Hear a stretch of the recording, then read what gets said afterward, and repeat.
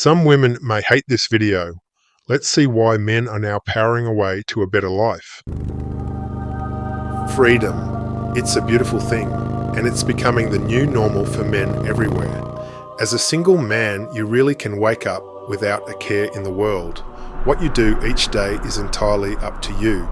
The world is your playground. Free at last! Free at last! Thank God Almighty! We are free at... But how do you make the most of this freedom? By owning it. Men can find strength and contentment alone. It's in our nature. First, think about the opportunities that come from being unattached and having the luxury of time. You can get out into nature, spend hours at the gym or the beach, binge watch a TV series, play video games to your heart's content, or start a side hustle. You don't have to answer to anyone or adjust your plans to keep the peace. Your time is wide open, and that kind of freedom feels great. With such a lifestyle on offer, it's worth asking why people still dream about getting married and living happily ever after like it's the only goal. The dating market is awful, and long-term relationships don't offer nearly as much as they used to. It's about time we accepted singleness as a way of life, not just a phase. Whether by choice or fate, the majority of men can now expect to spend much of their adult life unpartnered. I've done the math and worked out that I've been single more than half of my adult life, and that's properly single, without a girlfriend of any description. It includes long stretches in my 20s, 30s and 40s. This was mostly by choice, and I've never suffered from deep sadness or depression. It's all been pretty even. The worst times were the breakups. Right now, about 63% of men under 30 say they're single. Many aren't dating at all, and a significant number are reaching their late 20s without ever having been in a relationship. For better or worse, marriage is disappearing as the bedrock of modern society. In 1986, 62% of Australian adults were married. By 2021, that had dropped to 47%. Part of the reason is that people are marrying much later, nearly 33 for men now and just over 31 for women. In 1970, it was closer to 23 for men and 21 for women. De facto relationships have also become more common. Marriage and long-term partnering are in decline because the dream of happy married life has been shattered. She goes, "Oh, you're refusing to have an intellectual discussion with me about it because of your small brain." That's not even the best part. Even among the shrinking number of people taking their vows, divorce rates remain stubbornly high, between 40 and 50%. And how many of the people who stay married are actually happy anyway? For men especially, long-term relationships are a massive risk because of the way assets are divided and how fathers are discarded by family courts and forced to pay child support. More men are deciding it's just not worth it.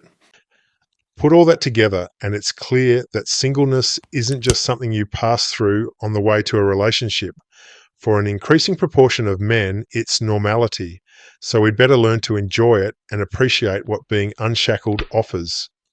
Perhaps now more than ever, being single offers the best opportunity to forge a strong and worthy identity as a man. You can throw yourself into positive endeavors such as personal development, improving your finances and establishing a healthy lifestyle. For me, this was the key to staying happy as a single man. You need to find purpose. I did things like getting an advanced degree, reconnecting with my brother who lived interstate, and building a business. Not having to manage a relationship allows for 100% focus on whatever you want to achieve. But there's something deeper at play here.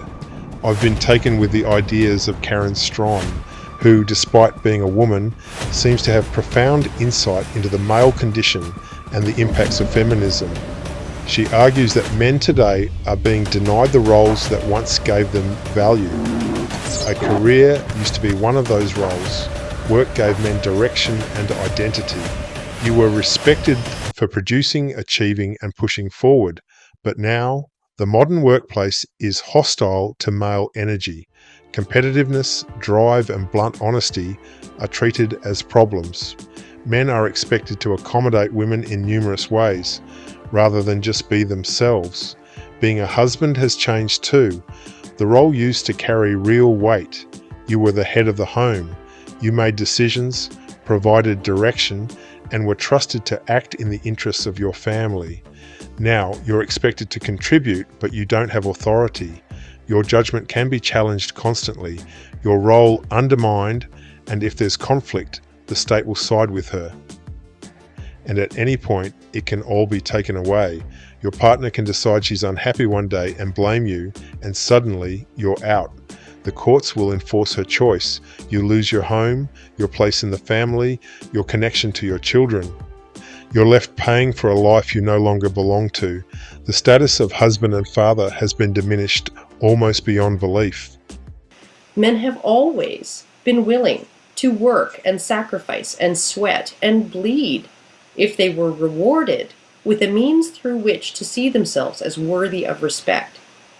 But when every single role society wants to cram you into is no longer a way to respect yourself or have the respect of others, then it's really time to throw those roles away.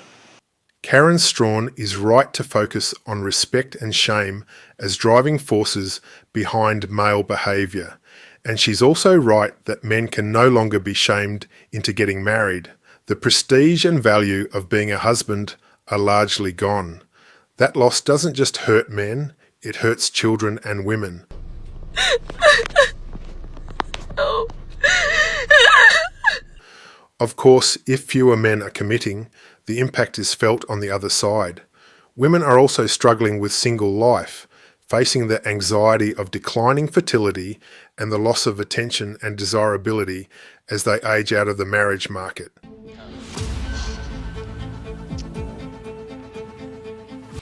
But the challenge for the single man is different. It's about how to live with pride. Because let's be honest, not having a woman isn't an accomplishment.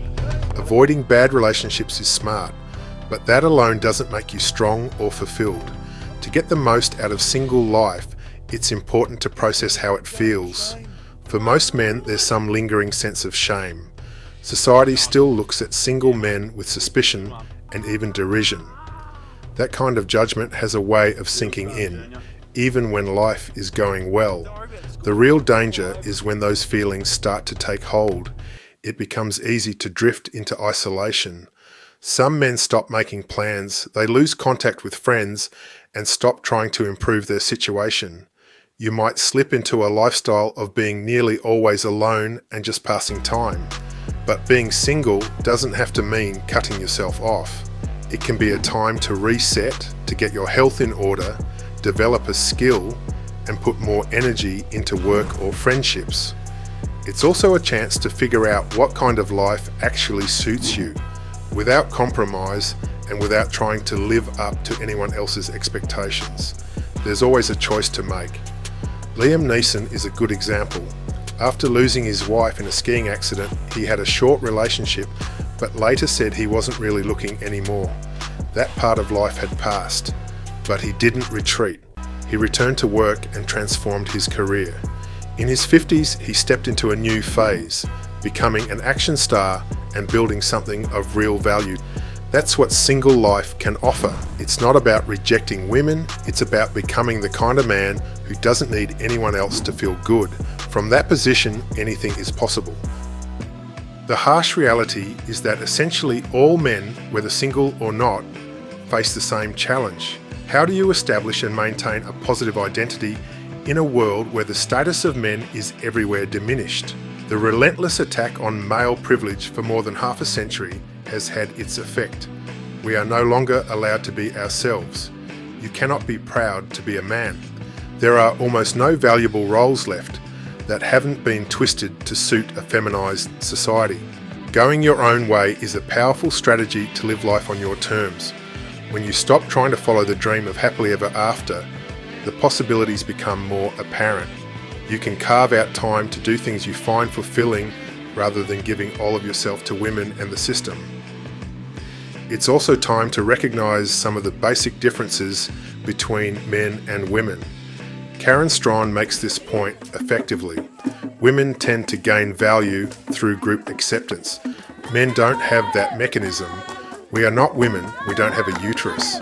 Our basic value comes from what we do, especially when it's something strong, risky, or demanding that women generally don't do. That's the truth feminism keeps denying. The sexes are not interchangeable, and trying to make them so has wrecked far too much. Let men be men. And if that means being alone, so be it. We'll make the best of it on our own terms. Going solo creates space to become the man you want to be. Single life gives you the time and energy to focus fully on your health, your goals, your outlook, without conflict or compromise, in the direction you choose. Happiness as a single man is within anyone's grasp, if you can find purpose. That purpose doesn't have to be grand, it just has to be real and meaningful to you. Something that gives you a sense of peace. From there, you're not waiting on anyone to feel good, you're already living well.